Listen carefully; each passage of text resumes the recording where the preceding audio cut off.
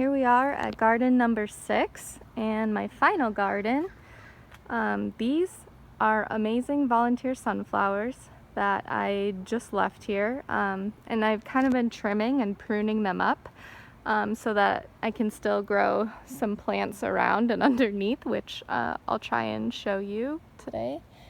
But first I just want to show you kind of about maintaining sunflowers. So for example, some of these were topped, and that means like at this stage when they're starting to form their bud, or even more farther along than this, I would pinch their bud off. I'm not going to do it on this one because my son specifically requested me to leave this one alone, but I would pinch this top off, and then it would send up these really long side shoots. So it would put more energy into the sides, side branches. You get nice, really long stems that way. And so a lot of flowers respond well to this pinching. Like this one, you can come see, this one was pinched pretty early on. And so then it just put all the energy into these side branches. And I can zoom out and you can just kind of see the shape of it. Really nice. As opposed to if I didn't top it and I left it grow, they would be looking like this one. So you can follow this stalk up right here. Really, really, really tall, and it puts all the energy into one main flower up there, and then very, very tiny branch and side shoots. So it's just a couple of different ways to grow it. You can see this one too. Really, really tall. But yeah, kind of, so now in the understory of this garden, I've got some kangaroo paw and gum plants. I love Great Valley gum plant for many, many reasons. This one's pretty much finished blooming. And I just planted some babies today around here, some more little baby gum plants that I hope take and do well. This is a cressbedia, and I've got a couple more cressbedias here, another little silvery leaf there. And so this gets full sun. This is full sun right here. A yarrow, cressbedia. And in here I've got a nicotiana, which is really wonderful. This is the Tinkerbell series. They make great cut flowers. This one's just almost finished blooming, but it's perennial. It comes back. And this is a mint that I love. I believe it's mountain mint, but I'm not entirely sure. That's just what I've been calling it. It's pretty amazing flavor. And I planted a ceanothus right there. That'll get pretty big. I've got some more yarrow right around here. And this elderberry, this beautiful variegated elderberry that I also planted with more yarrow around her. This is a St. John's wort. And this is another nicotiana. Different type though, and it just got a little bit sunburned, but she'll be fine. Been giving her water, and so this is a night blooming one. That one's gonna be white. Here's another Australian rosemary and a white sage. So the idea with this garden is for it to be pretty drought tolerant.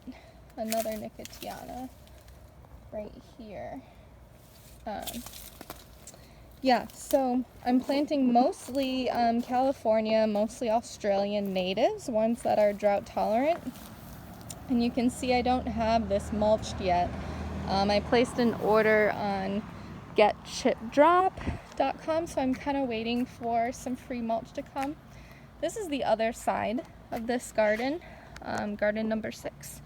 These are 2 tall oak trees here, and then the other trees here are an apricot and a fig And there's an almond in the back. And this is a beautiful red bud. Oh, if it could focus, there we go. I took out a tree here. There was this, I think it was a hackberry tree. The stump was already there, but this one. And so just today I planted, this is a goji berry. Goji berries do really well here. And a hop that I'm gonna grow up along the side of the house here. And so this garden gets a bit more shade. So I've got 2 more hebes here. And this is a really nice chaparral currant here. Ribes. Let's see. Yes. And another fig. And this is self-heal, which is an herb. So I'm kind of putting in some medicinal herbs around here too, in addition to some drought tolerance. But I've got a few echinacea here that are getting ready to bloom. They're quite sweet plants. And another yarrow that has made friends with a sunflower. So yeah, let me show you the side view here, and then I'll come around the front to give you a better angle.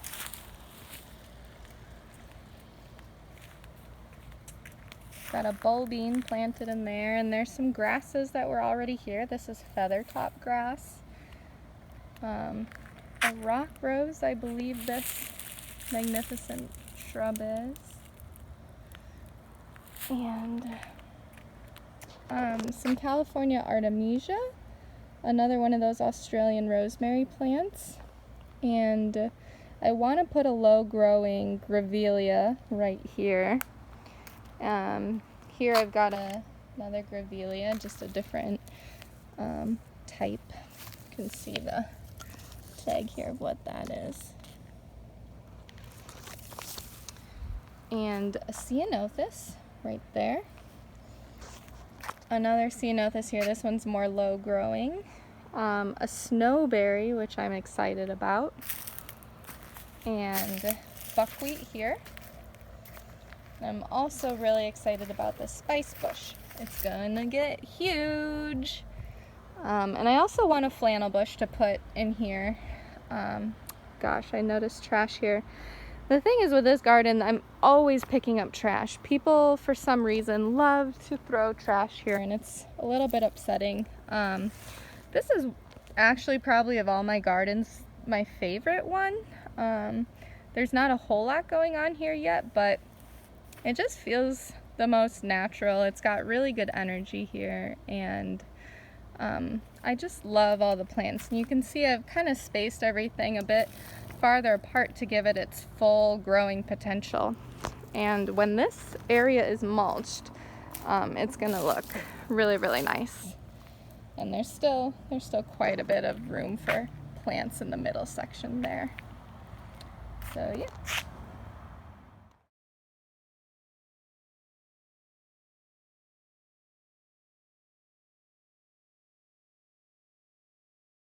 Hey, it's me. Real quick, I took those videos you just saw about 2 weeks ago, and I want to show you one garden in particular that has just exploded since I took those videos. It's amazing how fast plants can grow in just a couple weeks. So that is the front yard garden over here, and I'm gonna flip this around so you can see. Look at how much that has grown. So before, in the video you just saw, it was a lot of the foxglove was very noticeable, but now it's doing better. It lost some of its like older leaves, and it's looking happy again, but everything else is growing around it. So I seeded a lot of zinnias in here, and they are coming up, and the cosmos have just started really taking off. This particular one, Cupcakes Blush, is really cute.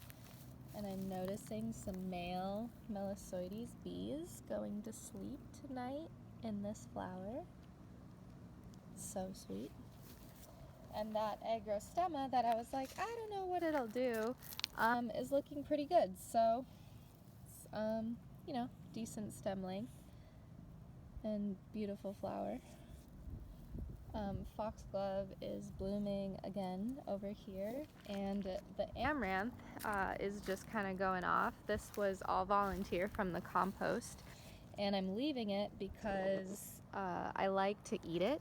So I just, you know, chop some of the leaves, like I'll top the stems and saute them. They're just so nutrient dense and really amazing for you. So I've been picking some of those. And this yarrow is really going off too. This is the Terracotta Yarrow. It's just this beautiful kind of sunsetty orange golden color. So yeah, this garden's pretty happening now. What else do I have in here? Some chocolate lace and strock flower. Yeah, so some seeds in here, stuff's blooming. It's looking really, really good. And I just wanted to take this minute to show you guys because yeah, it's pretty incredible how fast these plants grow. All right, lastly, what I wanted to say is that I did mulch this garden with rabbit poop and their hay. So they have this Timothy hay as bedding, and then their poop, and I scrape it all up underneath their cage. I have a couple rabbits, and so you can see their rabbit droppings here, which are amazing fertilizer. You can use it just straight directly on the garden. You don't have to put it in your compost first like manure from other animals.